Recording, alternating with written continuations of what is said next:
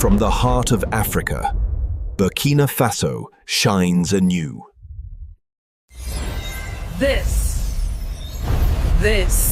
The Africa Spoke.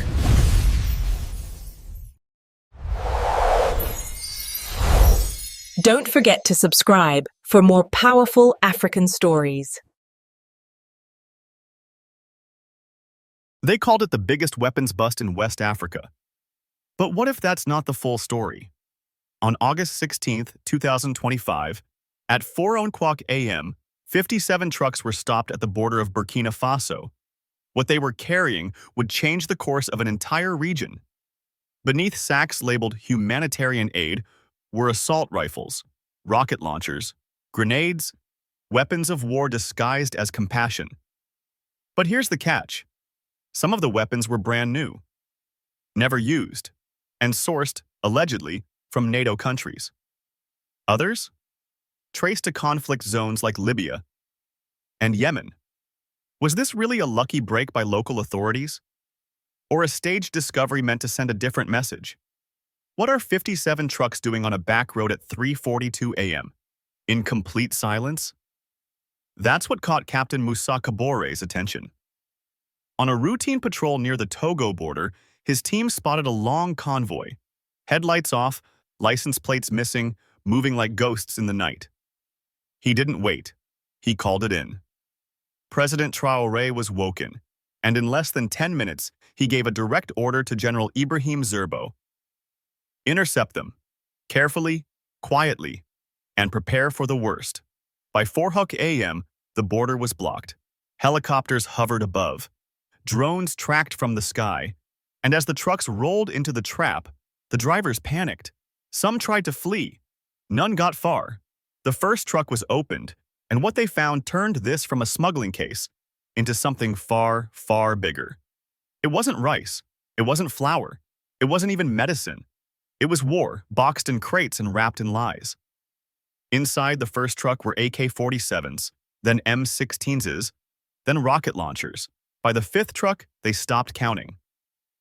Every single vehicle, armed to the teeth. Captain Kabore made one phone call. Mr. President, this isn't smuggling.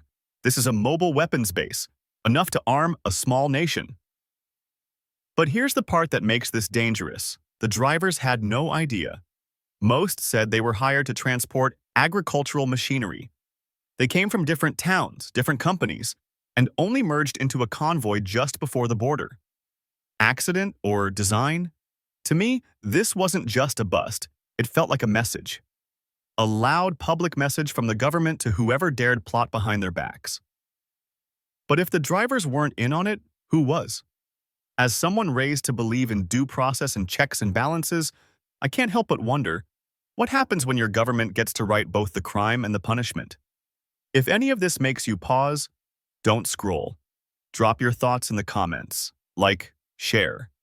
Let others hear what silence is trying to bury. 17 warehouses were raided in the capital the next morning. Inside, more weapons. Same origin, same destination. By the third day, the pattern became undeniable. The convoy wasn't just carrying firepower, it was part of a highly coordinated plan. Different departure points, different companies, different routes, everything designed to converge just hours before the border. No ordinary smuggling ring would go to that length. This wasn't about making money. This was about making a statement, or erasing one. Investigators dug deeper and recovered partial serial numbers. Most had been filed off, deliberately. But forensic teams managed to trace several weapons. And that's when things turned ugly. Some were leftovers from the Libyan civil war, others were brand new, shipped directly from a factory in Eastern Europe. A few matched inventory lists tied to NATO training programs in the Sahel. Someone, somewhere, wanted these weapons to disappear. And Burkina Faso was never meant to be the final stop. The shipment was valued at over 700 million. No warlord has that kind of cash. No charity needs that kind of hardware. So who was funding this? The official story said foreign-backed insurgents. But the unofficial whispers pointed at something far more dangerous. A plan to reset the region's power map. We've seen this blueprint before. Destabilize. create chaos, install a friendly government. As an American, I can't ignore how familiar that sounds. We've done it, overtly or covertly, for decades. Latin America, the Middle East, Southeast Asia. So when it starts showing up in Africa again, the question isn't if we're involved, it's how deeply. Think about this. If you had the power to quietly change a government without firing a single shot, would you use it? Or better yet, would someone else use it on your behalf?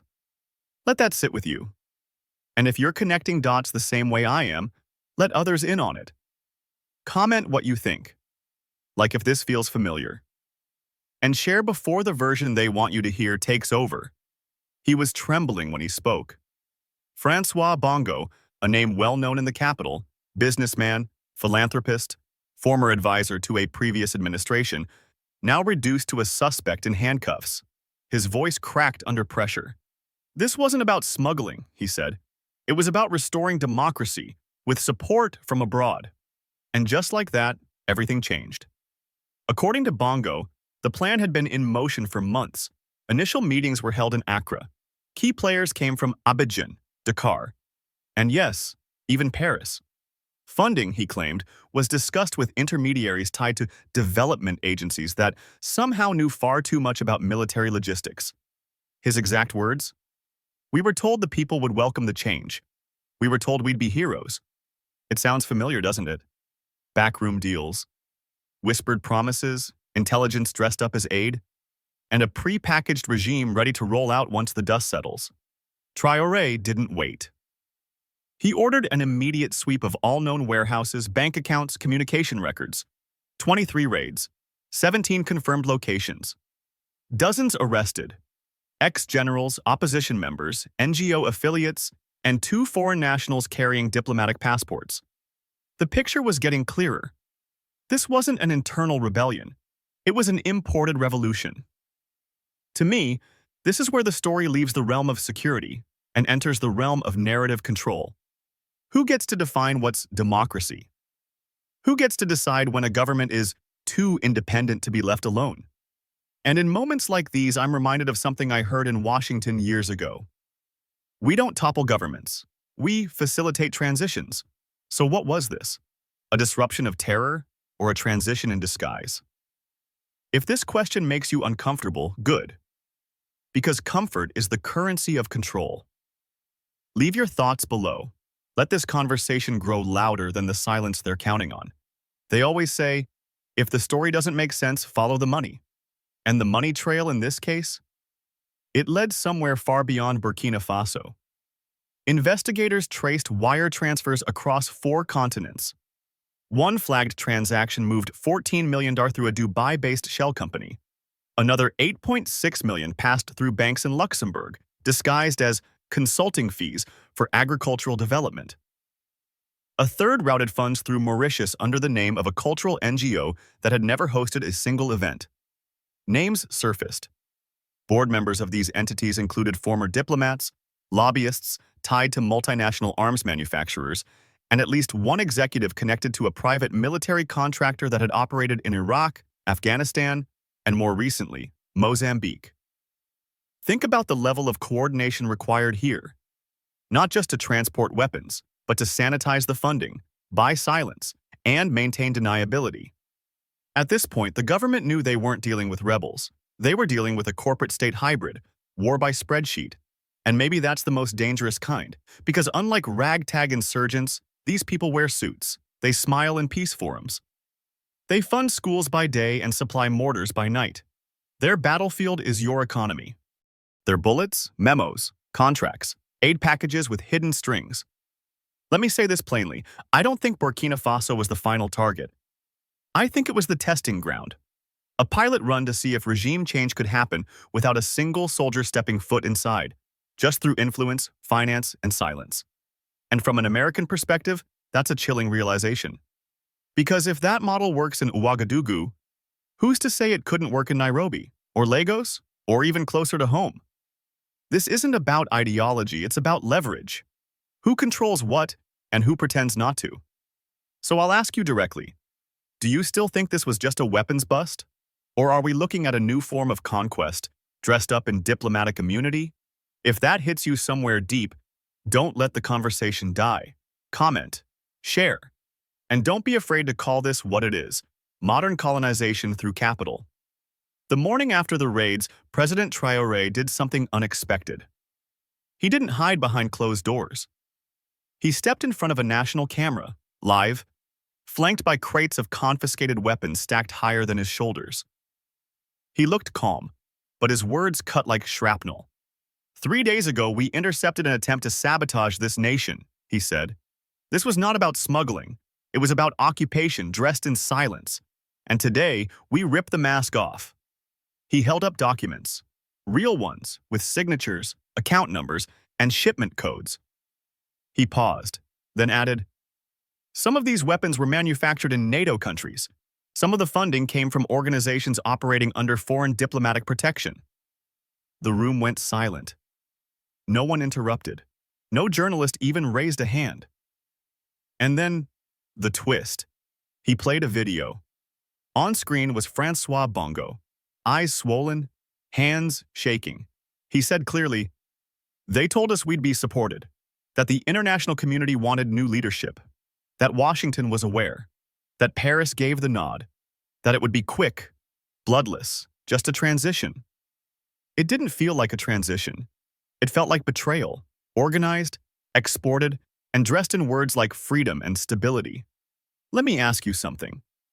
If a sitting president stands in front of the world and names names, foreign capitals, foreign citizens, and backs it with documentation, why is the international media more concerned about his tone than his evidence? Because that's exactly what happened. Western outlets ran headlines like, "Traoré lashes out with anti-Western rhetoric. Unconfirmed claims from Sahel leaders spark controversy." But they didn't show the crates, they didn't show the documents, and they sure as hell didn't play the confession. To me, that's the scandal. Not just the attempt to destabilize, but the deliberate silence that follows. The choice to frame the messenger instead of examine the message. And I say this as an American who grew up believing we were the good guys. If your principles only apply when convenient, they're not principles, they're PR. So here's my question. If everything Traoré said was a lie, why hasn't a single government directly refuted the details? And if it wasn't a lie, why are we pretending nothing happened? This is where you come in. Because silence lets this cycle repeat. Again and again, just with different borders. Break that cycle, comment, tag someone, repost what they won't. Within 24 hours of the press conference, Western governments began calling. Not to acknowledge the weapons, not to deny the claims, but to demand the release of their citizens, the foreign nationals who had been arrested during the raids. 3 French, 2 British, 1 American, 2 Israeli, all held diplomatic passports. None of them, according to Burkina Faso's foreign ministry, had registered with the embassy. None were accredited. None had any official posting. They weren't diplomats, they were ghosts, traveling with immunity but acting without accountability. France issued a formal statement. These individuals must be returned immediately. Their detention is a violation of international law. Traoré responded just as bluntly. Diplomatic immunity does not give you the right to destabilize a sovereign nation. He refused their release, and with that, the game changed. France threatened sanctions. The US suspended development aid. The EU called for a special session on the democratic backslide in Burkina Faso. Not a single one mentioned the weapons.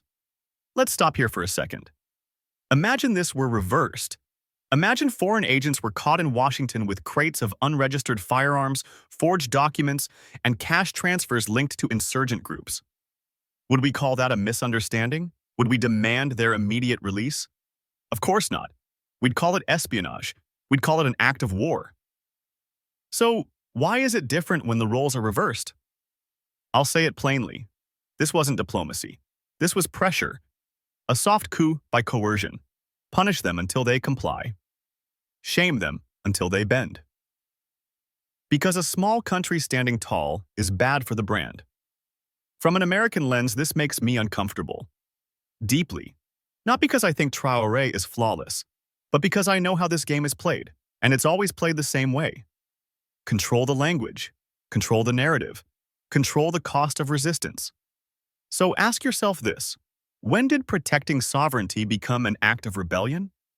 If this feels backward to you, speak on it. Drop your thoughts below. Share this before it gets buried under headlines that forgot to ask, why were those diplomats even there? While foreign embassies pushed back, the streets of Burkina Faso responded differently. Thousands gathered in Ouagadougou's Independence Square, unarmed, uncoached, unafraid. Some held signs, "This is our land." Others simply stood in silence. President Traoré didn't need to mobilize them. The footage had done that already. On state television, the seized weapons were displayed: rifles, grenades, launchers, stacked like bricks of a demolished regime. And right there in front of the crowd, he gave a direct order. These tools of destruction will never see war. They will be melted, repurposed, turned into something this country actually needs. Within 48 hours, the first batches were already being processed. Government engineers began converting recovered metals into materials for school construction. It wasn't a PR stunt. It was a move backed by budget lines, construction permits, and field teams. The Ministry of Education released a breakdown: 100 new schools scheduled across 6 regions, 50 clinics in rural zones, 1,000 kilometers of irrigation infrastructure for agricultural independence. The cost would be covered entirely by the scrap metal sale of confiscated weapons. To be clear, this wasn't symbolic. It was practical, measurable, and verifiable. And it landed. People didn't just approve, they took ownership. Local welders volunteered to help. Architects offered designs for free. Young students began calling the project "the schools from guns." There was no confusion about what this meant. The message was simple: Burkina Faso isn't just reacting, it's rebuilding, on its own terms. Now here's what matters. While international media debated human rights concerns, Burkinabe citizens were building classrooms. While press briefings in Brussels questioned due process, young volunteers were laying bricks. That contrast says everything. So, from my point of view as an outsider, this doesn't look like chaos. It looks like clarity. And I'll ask you this: if your country were handed 57 trucks of war, what would you do with them? Burn them? Use them? Or turn them into something no one expects? Comment below with your answer. And if you think more nations should choose that third option, share this, because that kind of decision should make headlines. Burkina Faso may have stopped the trucks, but the shockwaves didn't stop at its borders. Within a week, military officials in Mali reported 2 similar shipments under investigation. In Niger, intercepted communications suggested planned weapons deliveries from southern Libya using the same split-route strategy uncovered in Burkina Faso. In Guinea, security forces launched quiet raids on suspected warehouses tied to unnamed foreign donors. None of this made international headlines, but it lit up regional intelligence networks. Suddenly, what seemed like a single national incident began looking like a coordinated regional operation. The blueprint? Identical. Fragmented logistics, local insiders, foreign financing through cutouts, and the same stated goal: transition. Traoré acted quickly. He initiated direct communication with counterparts in Mali, Niger, Guinea, and Chad. According to a source close to the presidency, a classified security memorandum was circulated, titled Operational Spillover Risk, Phase 2. It detailed movement patterns, financial nodes, and recommendations for joint surveillance. The African Union stayed mostly quiet. ECOWAS issued a vague statement on regional stability and respect for democratic norms. But no one directly denied the findings. And that silence, again, said more than any press release. From a regional perspective, a different kind of alliance was forming, not one built on treaties, but on shared exposure. These were governments who had all, at some point, been told their sovereignty was temporary unless they played along. Now they were talking, quietly but seriously, about what happens when enough of them say no. Let's break that down from an outside lens. What happens when the very countries long dismissed as weak, unstable, or dependent start coordinating in silence, not as victims, but as survivors. And what happens when they stop asking permission? This isn't paranoia, it's precedent. The last time a group of African nations moved in lockstep without external approval, it was the wave of independence in the 1960s. And it reshaped the global order. So ask yourself, are we witnessing the early signs of a new post-colonial moment? Or are we still looking at these nations through an outdated lens of fragility? If that question shifts your perspective, share it. Let people see the region beyond crisis headlines, because the realignment may have already begun. It started with street gatherings. Then came the forums. Then the schools. Within 2 weeks of the press conference, over 40 universities across West Africa hosted public discussions around one theme: sovereignty, manipulation, and the future of Africa. These weren't staged. They weren't funded by any government. They were organic. Students brought their own chairs, professors printed handouts with their own money. Some sessions lasted until midnight. For the first time in years, the question wasn't just who's leading us, it was who's trying to choose for us. This wasn't just a Burkinabe reaction anymore. It was a continental reckoning, especially among the youth. People who had grown up hearing that Africa's problems were its own fault, now asking, what if part of the failure was manufactured? The shift was visible, not in violence, not in protest, but in awareness. Online discussions across Francophone Africa surged. Search trends for terms like neo-colonial funding, foreign regime change, and sovereignty operations increased by over 400% in just 2 weeks. Independent journalists started following the money. Even state broadcasters in previously silent countries began cautiously referencing external interference. And still, no Western leader directly denied the claims made in that press conference. Let's be honest. If any of it were fabricated, it would have been easy to disprove. Show the weapons were fake, disprove the financial trails, call the confessions coerced. But none of that happened. Instead, we saw redirection, distraction, reframing, and that's what made people look harder, not away. From a global perspective, this is where things get real.